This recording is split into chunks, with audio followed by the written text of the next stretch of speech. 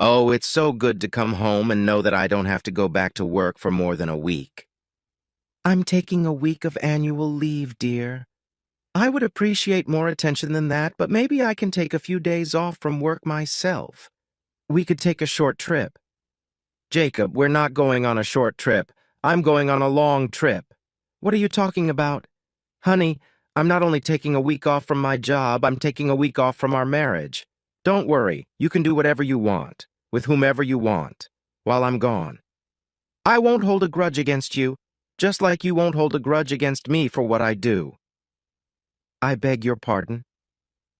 Jacob, when we first got married, I didn't realize how much marriage was like a full-time job. I found that a wife had to be dependable, be able to do her job the way it was expected of her, and most challenging of all, make her boss happy. Our home life began to resemble an organized day at the office. One day I wondered, workplaces provide annual leave so that employees can take some time off from their responsibilities. They are expected to come back rested, ready to get back to work. I wondered why it couldn't be the same for marriage. Let's face it, our marriage has become a bit outdated, boring, and routine lately, especially in bed. I've almost forgotten what pleasure is. I've come to the conclusion that we both need a break from each other to get our juices flowing again. Once you think about it, you'll realize I'm right. Then you'll appreciate what I'm doing. You'll be glad. You'll see. You're out of your mind, Mia. I never agreed to this when we were married, let alone have it dumped on me without warning. I don't know why you think I would agree to your bizarre plan, but I won't let it happen. She grinned. Foolish man. I don't need your permission. Relax, I'm not leaving you. It's just that after being a faithful, hard-working partner in our marriage, I deserve some rest. So do you. I didn't tell you before, so you couldn't stop me. Tickets and hotel fees are non-refundable, and you hate to waste money. Look, I have to go out and buy swimsuits for my trip. We're going to sunny Jamaica. We? Who the hell is we? My boyfriend and me. You have a boyfriend? Who the hell is he? You don't need to know. You could do something stupid like tell his wife, look, find yourself a pretty girl to play with while I'm gone. Just make sure you get rid of her before I get back. I'm not leaving for good. I value our marriage and you. I'm taking a week's vacation for both of us. In a week, we'll both be happy to see each other, and our marriage will be restored. You'll see. I see you're delusional. That's what I see. I forbid you to go. This is my final word on the matter. Jacob, don't make this any harder than it has to be. I was afraid you wouldn't like it, so I've already transferred most of our money to an account in my name only. Your money will last a little more than a week. I was given a credit card in my name only so you couldn't leave me in Jamaica by canceling our joint cards. While I'm shopping, calm down and accept what's about to happen. The sooner you start adjusting to the idea, the more comfortable you'll be with it. Heck, you'll probably want to do it again. Jacob, after I'm done shopping, we'll have a few hours before I leave. I'd like us both to get naked and sleep together on a happy trip for the ages. I don't want you to forget what it will be like when I get back. I love you. She left. Jacob wasn't home when she returned, which didn't surprise her. A week later, "Hi, honey, I'm home. Where is he? I guess I should have checked the garage to see if his car was here." She went and looked in the garage, but his car wasn't there. Looking around the living room and kitchen, she didn't see anything out of the ordinary. Soon she was on her way upstairs. Just as she had feared, most of his stuff was gone. Shit, he's throwing a tantrum. I hope he's registered to file for divorce. Once he finds out how much he'll lose in the divorce, he'll be back on his knees. The sex with my boyfriend was good, but I missed some of the things I could only do with my husband's body. First, I'll make Jacob apologize, and then I'll lovingly forgive him, take him to bed and blow his brains out. After that, everything would go back to normal. As she put her things away and got ready for bed, Mia was sure Jacob would be back soon. The trip had tired her out, and she fell asleep easily. When she woke up the next morning, she stretched in bed. For a moment, she forgot he wasn't there. Oh, well, he would be back soon. She went downstairs and quickly noticed that the coffee she liked to wake up to wasn't ready, as it always had been since she and Jacob had gotten married. Without Jacob's help this morning, she was almost late for work. She was starting to get angry at her uncooperative husband. On the way to work, she tried to call Jacob's cell phone and got a "no longer in service" message. Damn, he sounds like he wants to play around. Well, I can play nasty too. I'll make him pay for his stubbornness. Mia hung up the phone and dialed his office number. "Hello, Mr. Sherman's office. What can I do for you?" "Hi, Sarah. This is Jacob's wife. May I speak to my husband, please?" "I'm so sorry, Mrs. Sherman. He's not here." "Well, can you tell me when he'll be back?" "I'm sorry, but we're not allowed to give out that kind of information." "You've never had a problem telling me before. Since when did silence become a policy?" The secretary's attitude was evident in her answer. "Since Mr. Sherman told me to give you this if you called." "Bastard. Bitch." The secretary hung up. Maybe Jacob has found a woman to sleep with and it takes him a little longer to make me jealous. By not letting him know about my annual vacation, I hoped he couldn't find someone to bond with so quickly. I was probably wrong. He may have decided to go along with this annual leave from marriage, too. Well, good for him. It makes us equal and should help him get over his anger. Mia's consolation didn't last long. She went to use her credit card at the restaurant but was turned down. The ATM would no longer dispense her money. She went to the bank to find out that there was no longer much money in her personal account. Mia was informed that she had a minimum balance in accounts in her name. She inquired as to how this money could have been taken without her authorization. The police were informed that according to bank records, she had given her own written authorization. The clerk obtained her file and showed Mia signed documents giving her husband access to her new accounts, as well as a copy of the driver's license of a woman calling herself Mia Sherman. She was nothing like Mia, who showed her driver's license to prove it. Mia's protests went unheeded. She was advised to contact the police and/or sue if it was fake and fraudulent. That bastard! How could he do this to me? I'm going to kick his ass for this. She went to the police and reported him for theft by fraud, identity theft, and forging her signature. They took her information and asked her where she thought her husband and his accomplice might have gone. Mia gave them some tips on people to contact and places he might live. The police and FBI investigated, but eventually the police recognized that they didn't have any good leads. Mia couldn't afford to hire a lawyer or private investigator to look into it on her own, as her money was quickly running out. With no other options, Mia called every relative and friend of Jacob's she knew, just as the police had done. The answer was the same for everyone she contacted. "I have no idea where he is, and I wouldn't tell you if I did. Hell, I was fucked by my husband in exchange for sleeping together in Jamaica. There's no way I can live in this house and pay all the bills by myself if he doesn't come back soon." She thought about selling the house, but couldn't because the house was in their names. She couldn't file for divorce because she was abandoned because he wasn't gone long enough. Mia was advised that she could go through the normal divorce channels, but in the meantime, she would lose the house.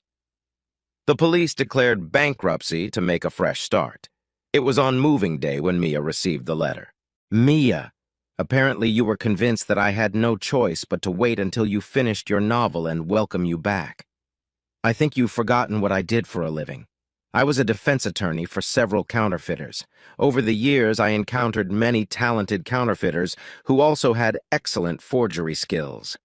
In particular, I remembered one woman who served her time. I remembered in part because she was so gorgeous. I tracked her down and approached her about helping me. At first, she thought I was trying to trap her to prove she was still committing crimes.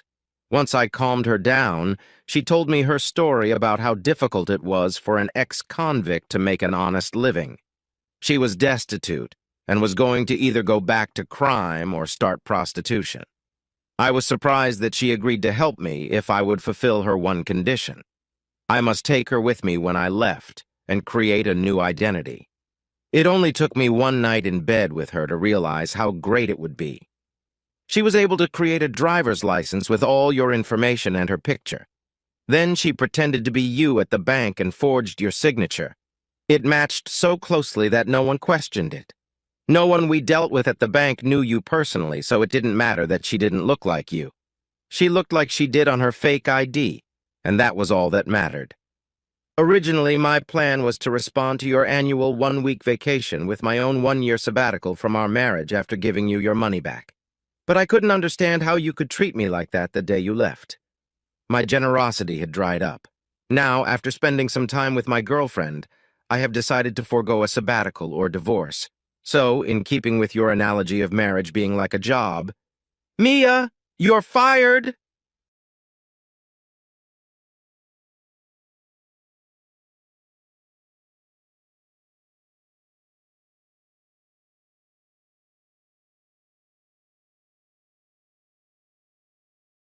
I thought I would arrive at the lawyer's office early, but by the time my lawyer showed up and we were ushered into the conference room, Dave and his lawyer were already there. This triggered the jealous reaction that always encompassed me when I saw him interacting with a beautiful woman. I suspected that deep down I always felt a little inferior to him. He was a brilliant catch for any woman. He was more handsome at 48 than he had been at 20, tall and muscular, owned his own successful business, and headed the local chamber of commerce. I shuddered at the thought that if today didn't go well, I would never feel his big, soothing hands again. Dave barely looked at me as I followed my attorney into the room. My face, I know, went pale when the slender, red-haired, classically handsome lawyer bitch reached out and squeezed my husband's left forearm, just above the wrist, in a gesture of reassurance that she was there for him. Officially, she was just reassuring the client. I, however, interpreted it as, let's get this shit out of the way so I can drop you as a client and check out that bulge in your pants. I knew from long experience that if that happened, she was in for a big treat. My husband was gifted better than most and knew how to use it.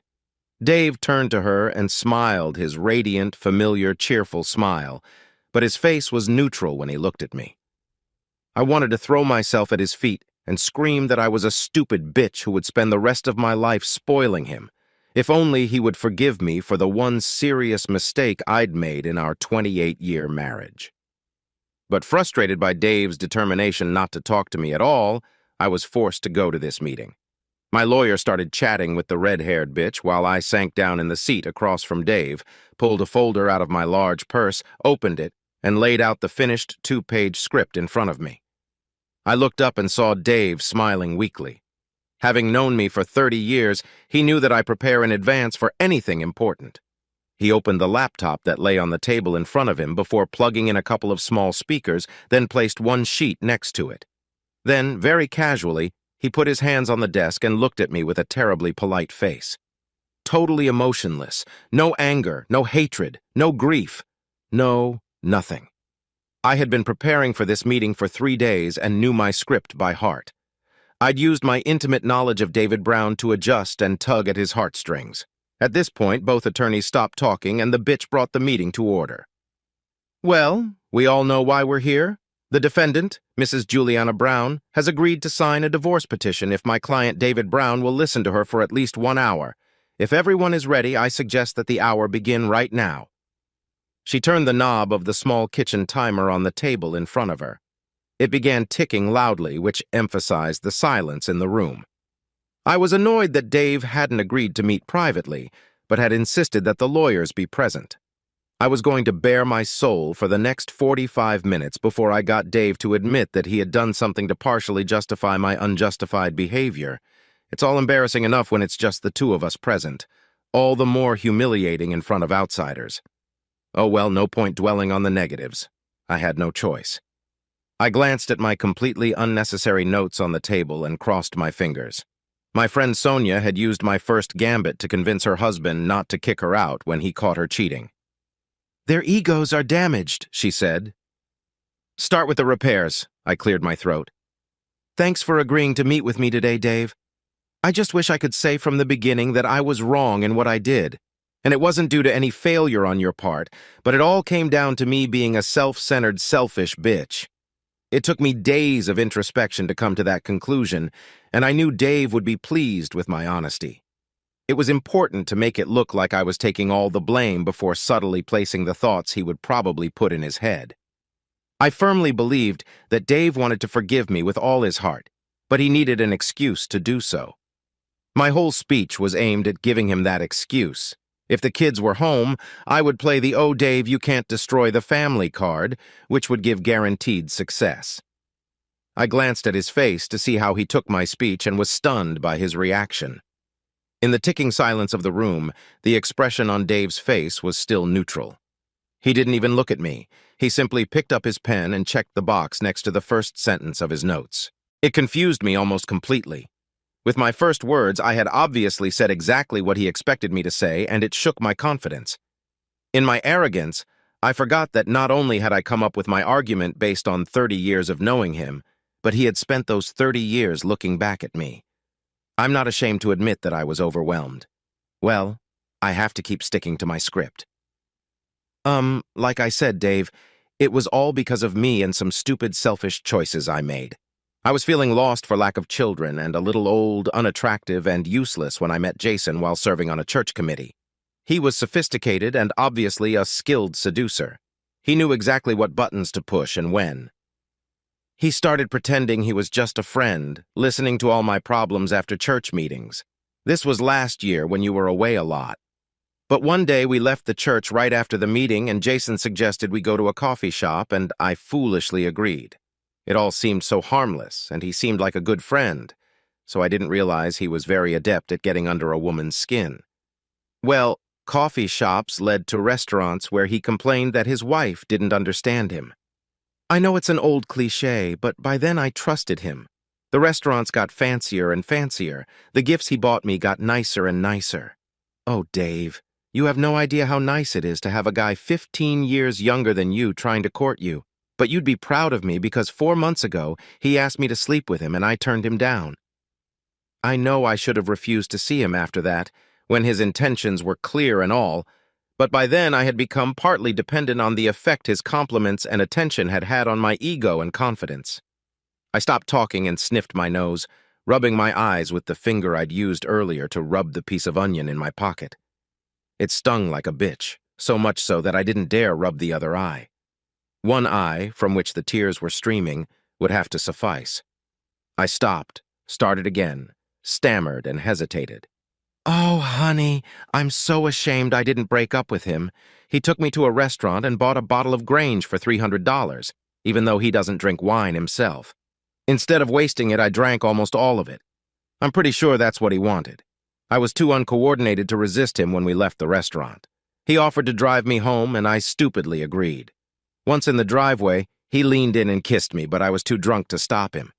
You know how I feel after a couple glasses of wine? Then he started rubbing my, breasts. At this point, my logic was completely broken, and I remember just thinking I had to get him out of the driveway so the neighbors wouldn't see us. For the same reason, I opened the garage door and made him park inside. I was a bit of a liar when I admitted that even in the car I thought Jason might be staying for a while, and I certainly didn't want the neighbors to see the strange car in the driveway the next morning. But it was all a calculated risk on my part.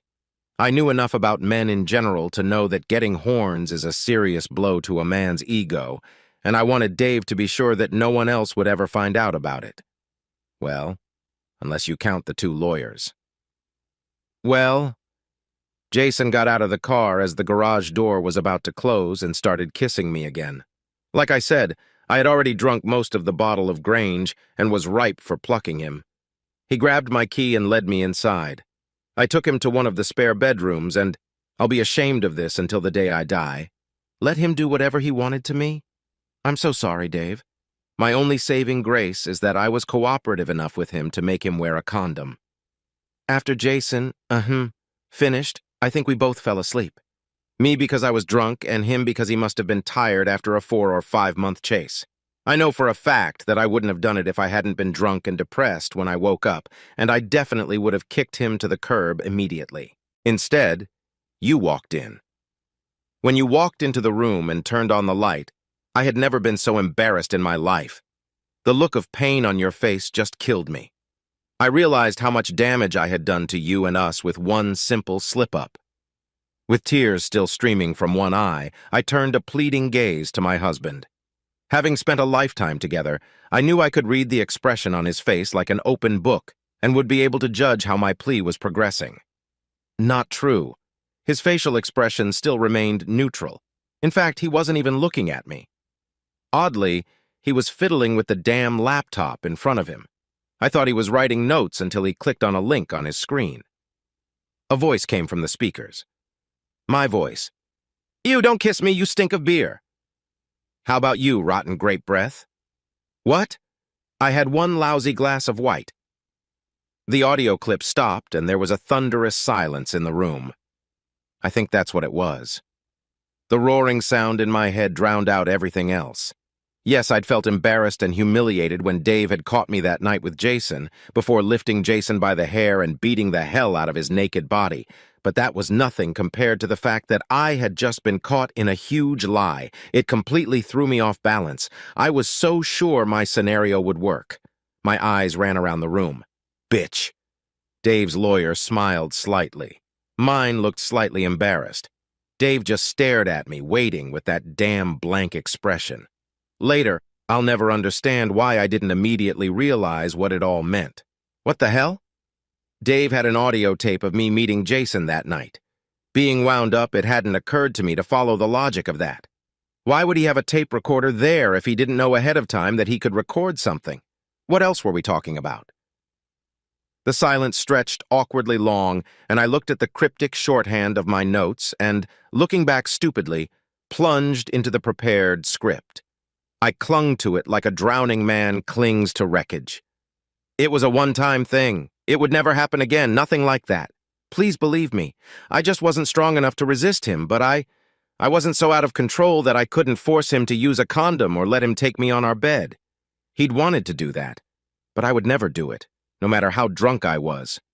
We were in Megan's old room, weren't we? Dave just looked at me sadly, and I didn't know which was worse. His sad face or his impassive one. He shook his head and turned back to the computer. I felt rather than heard him double-click the icon, and I cringed until... Another double-click. And Jason's voice again. "When can I fuck you in your stupid husband's bed again? That was so cool." This time, Dave clicked and cut off the clip, then just looked at me, silently, accusingly. What could I say? All the shit I'd said was blown out of the water. Not by Dave, but by my own words. Condoms. It was a one-time drunken mistake, not to horn in on my husband in his own bed. All exposed as lies in just 30 words. Tick, tick, tick. I was at a loss for words. Although it was embarrassing, I looked at Dave, searching for some kind of clue. His neutral gaze still gave nothing away. Through my side vision, I noticed my lawyer glance at her watch. It made me focus on the loudly ticking timer and the realization that the 60 minutes I had bought to try to get my marriage back were flying by fast and, I had to admit, spectacularly bad. I forced myself to suppress my panic. "Sorry about the lie, Dave. About the first time, I mean. I just didn't want to hurt you any more than I already had. I thought if I could convince you that it was just a one-time thing, and for exactly the reason I said, you wouldn't be so hurt." I stumbled back to silence. Should I admit now that I'd been seeing Jason several times a week for over 6 months? The trouble was, I didn't know what Dave knew.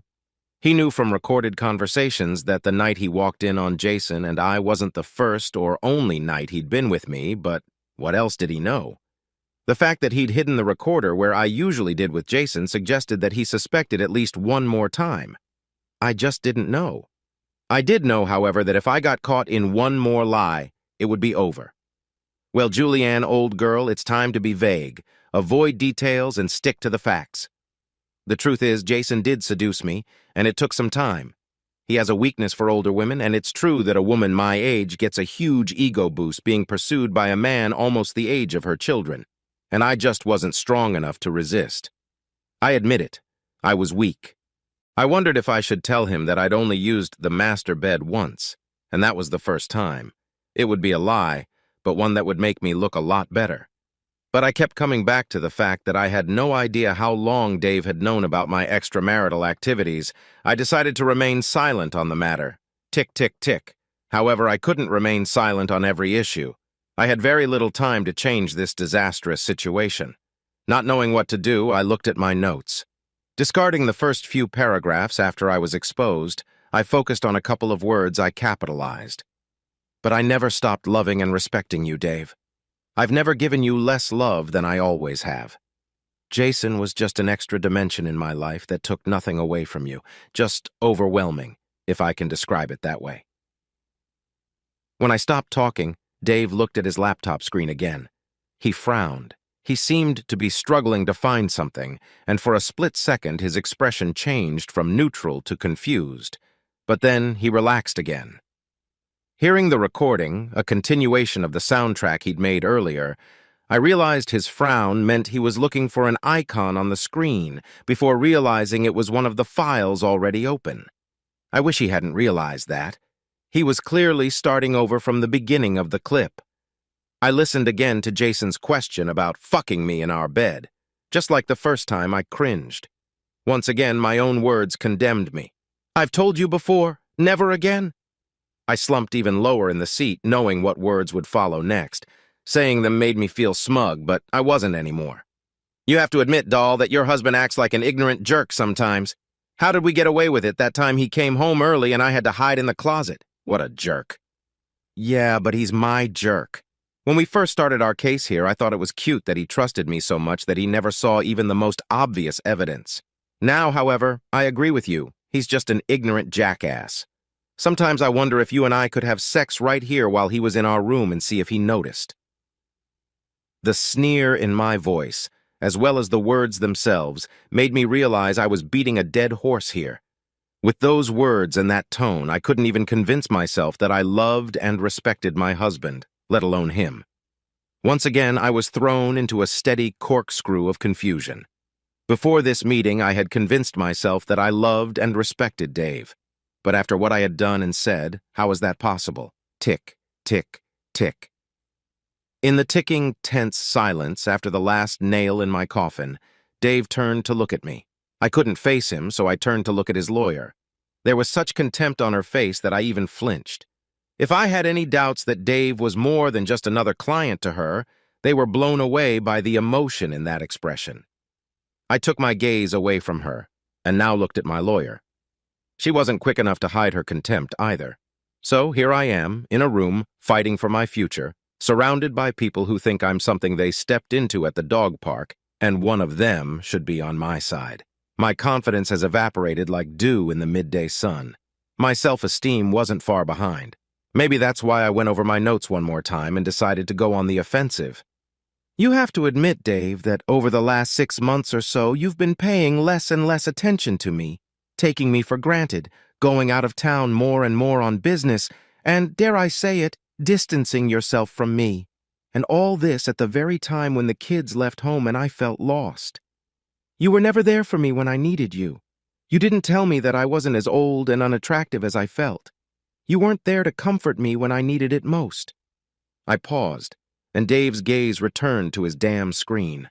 His fingers danced again, and I cringed. The file he'd chosen opened as Jason spoke. I realized it was right after our second round of sex that horrible night, shortly before Dave tore us apart. "Sorry, doll, but we haven't been together in almost 2 weeks. "Ooh, you know I like it rough. No, seriously, 2 weeks is too long. Can't we see each other more often? Oh, stop whining. It's been 2 weeks for me too, and I have needs too, especially after you asked me to cut Dave's diet.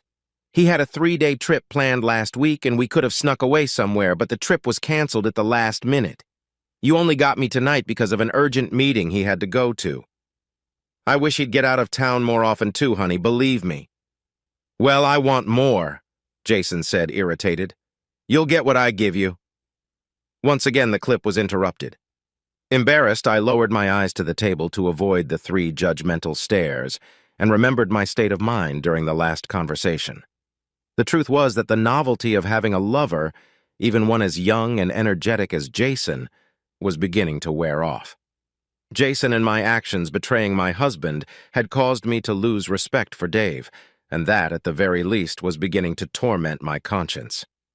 The loss of respect, more than anything, I think, was the reason for my emotional estrangement from my husband. Even as I was preparing for this meeting, fully intending to blame him for pulling away from me, I realized it was a sham. To allow myself to continue betraying him, I was emotionally divorcing Dave. Cutting him off in bed was an easy decision, simply because Dave's loving caresses were so different from Jason's impatience that it was impossible to confuse the two. It reinforced to me that what I was doing was very, very wrong. So I started rejecting my husband's advances. Well, he pushed for a while. Then he stopped. Suddenly I realized that it should have been screaming, demanding my attention months ago. Dave suddenly gave up his sex life around the same time he started working longer hours and going away more often. At the time, I thought he was emotionally distancing himself from me, too. I closed my eyes, now completely confused about who was distancing himself from whom. And then something clicked. Dave must have known a long time ago. That's why he knew to hide the recorder in Megan's room. Damn it. My whole approach to this meeting was to minimize my crime, cure Dave's wounded pride, eat some humble shit, all to reclaim my life and the future I so desperately wanted. I thought I was calming a recently wounded bull, but if I was right about what he'd known at least 2 weeks before he'd discovered, nay, confronted me, then he was far more devious than I'd thought, and I was wasting my time appealing to his emotions. Tick, tick, tick. Long story short, I had no idea what to do. I'm much better when I plan than when I'm spontaneous, hence the 2 pages of notes. But I had to do something. Time was running out. The ticking of the clock confirmed it. In desperation, I picked up my notes and looked for hope. The pounding in my head made absorbing words a very slow process. Nothing popped out. Then I realized that the notes were a distraction as the game had changed dramatically. If Dave knew I was going away for a while, what was his state of mind? He certainly resented my betrayal, but he was more concerned about my motivation than anything else. Was I not satisfied with the quantity and quality of his loving caresses? Did I find him boring and want to explore my kinky side? Was I in love with Jason? Was I really going to run away with him? These fears and doubts I could fix. I risked looking into those expressionless eyes, wondering if I should risk another lie. If only I could remember what else Jason and I had talked about that fateful night. If only I could be sure it was the only night David had recorded. Surely the sequence must have been suspect, set up recorders, confronted. He couldn't be sure for long. He just wasn't a good actor. I desperately wanted to convince him of the truth. I still loved and respected him. My desperate desire for him not to leave me was proving it. It was far beyond my fear of losing his very comfortable lifestyle.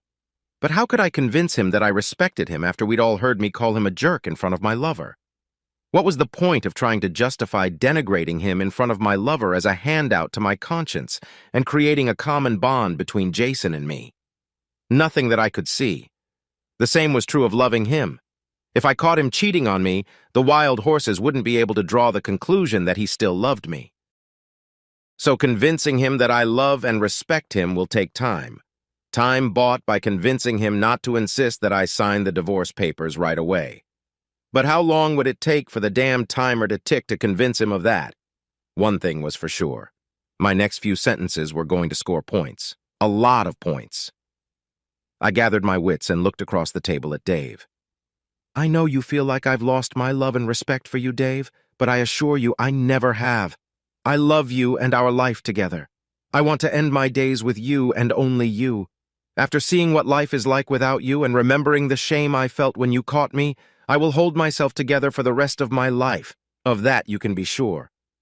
Jason was a distraction. A little sugar hit when I craved an ego boost. I didn't love him, and I certainly never intended to run away with him.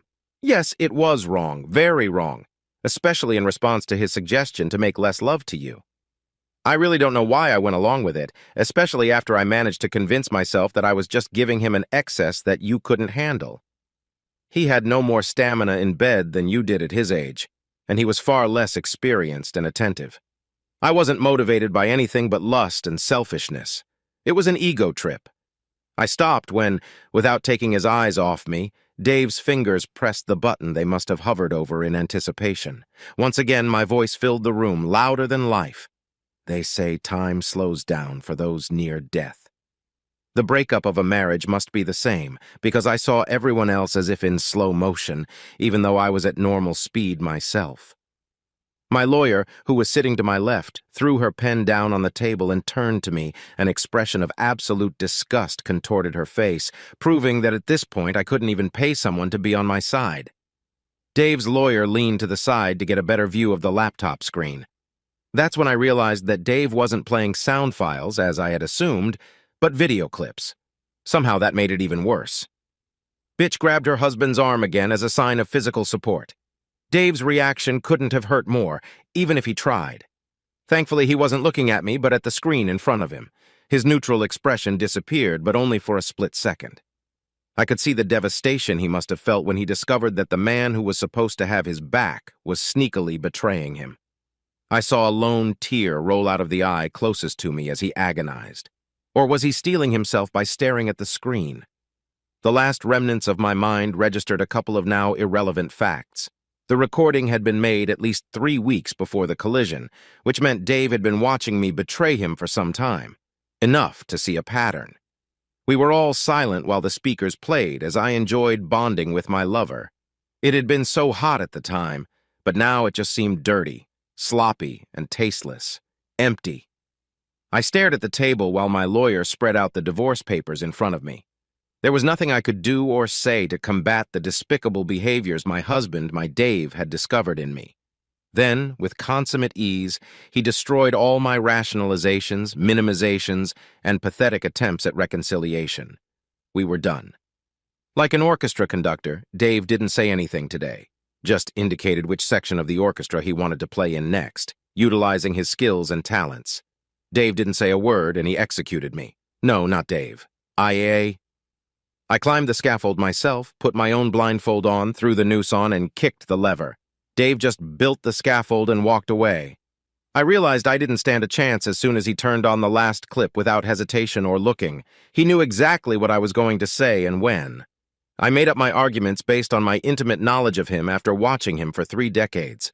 I'd forgotten that he'd been watching me for a similar amount of time, too, looking back at me with his intelligent, penetrating eyes.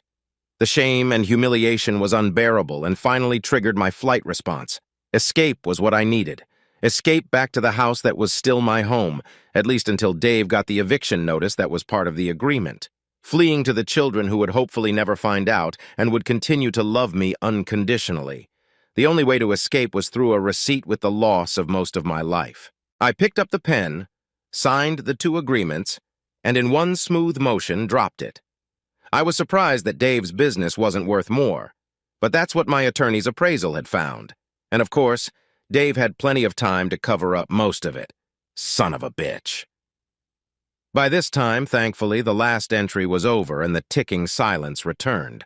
My lawyer took the signed papers, handed 1 copy to the bitch and slipped the rest into her briefcase, got up and left the room. I sat there frozen, wanting to run but wanting to leave with a positive message. A smoldering ember that would at least convince me that there was hope of ever rekindling the flame.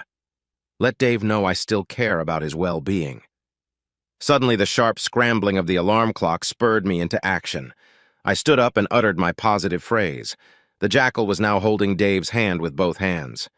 Don't ruin your life by ending up in jail after getting revenge on Jason. Then I'll never, ever forgive myself for that. Dave's response to that was another bloody clip. This time, thankfully not my voice, but another woman's voice. In an almost shrill voice. Is that what that little creep did? I'm going to rip his head off if my brothers don't get to him first. Mrs. Jason, I presume. I thought Jason's silence after the beating was fear on his part. Now, I wondered. That he ended up divorced and penniless was a fitting end for a con man. Dying because he slept with me was another burden on my already overburdened conscience. I just couldn't look Dave in the face as I got up to leave.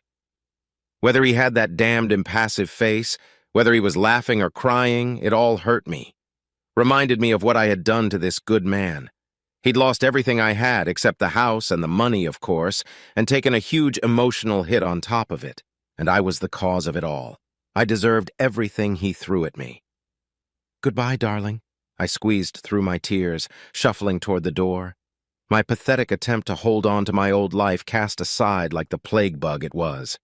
Maybe my daughter Megan will come to me while I drink myself into oblivion. And if she's unavailable, my son, Joel. I had just started to push the door open when I heard voices behind me. It was another damn recording. A clearly agitated young male voice said, "Bitch!" "Are you sure, Dad?" A very familiar female voice intervened. "I think I'll be drinking alone tonight."